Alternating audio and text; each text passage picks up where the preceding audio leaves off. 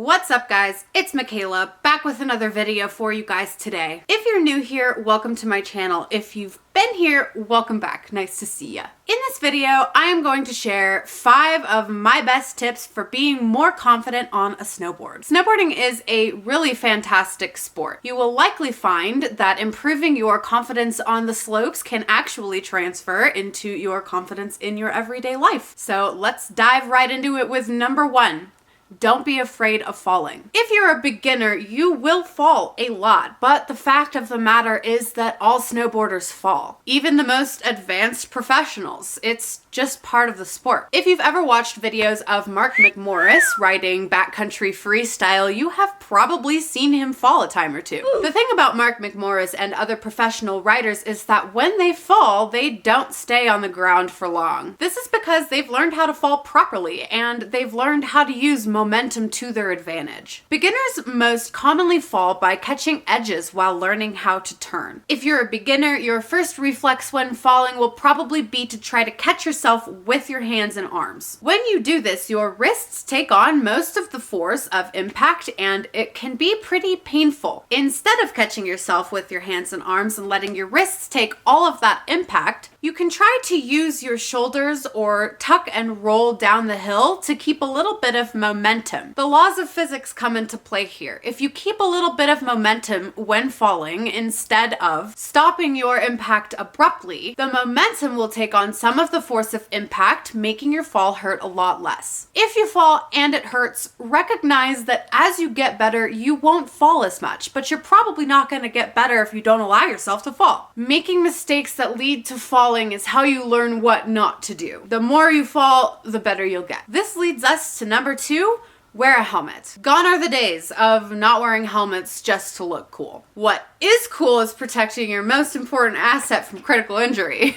I didn't wear a helmet for the first 2 years that I was on the slopes, and when I did start wearing a helmet, I actually found that by default, I was a lot more confident while riding. I was more willing to fall because I wasn't so worried about getting injured. If you're worried about the look of wearing a helmet cramping your style, and you don't want to rock a basic gyro, check out the brand SANDBOX.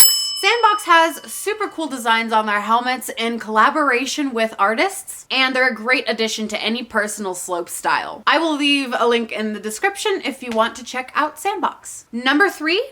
Choose comfortable gear that looks good. This might sound stupid, but looking good on the slopes can actually dramatically improve your confidence while riding. If you look good, you feel good. It's true. Aside from looking good, choosing quality gear that keeps you comfortable while riding can make all the difference. Try to choose gear that is warm, waterproof, and breathable. I know, those are features that exist in some of the highest quality of jackets, and we don't all have a ton of money to splurge on new gear. The highest of quality might be Burton AK, Arc'teryx, or Shaun White's newest line. Those are some of the most expensive and highest quality of brands. If you've been here on this channel for a while, you know that I always say you never skimp on your most important pieces of gear. But with that being said, there are alternatives to some of the more expensive brands.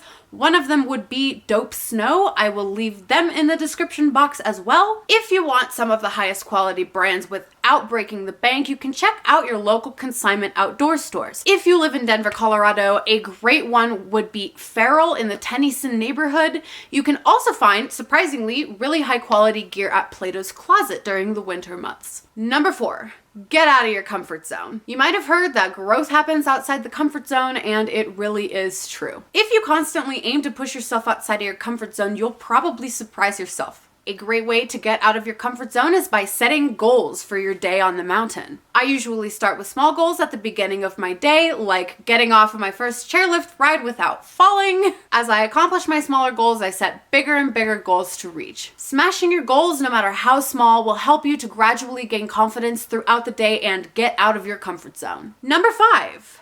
Don't be afraid of the trees. This one is more for my intermediate riders. You've probably been riding down the slopes or on a chairlift and you've looked off into the trees to see people riding down, whooping and hollering, going off of little jumps, having a grand old time. I get it. The trees can be intimidating. There are a lot of small hazards in there, like rocks just underneath the snow, branches sticking out, and even tree wells. But if you're confident with your turns on the slopes and you're capable of controlling your board, I would highly recommend that you dip off into the trees and give it a try. Go slowly at first and watch for obstacles. Just like with anything else, once you try it a couple of times, you will get more comfortable and more confident with it, and you'll be riding through the trees in the breeze in no time.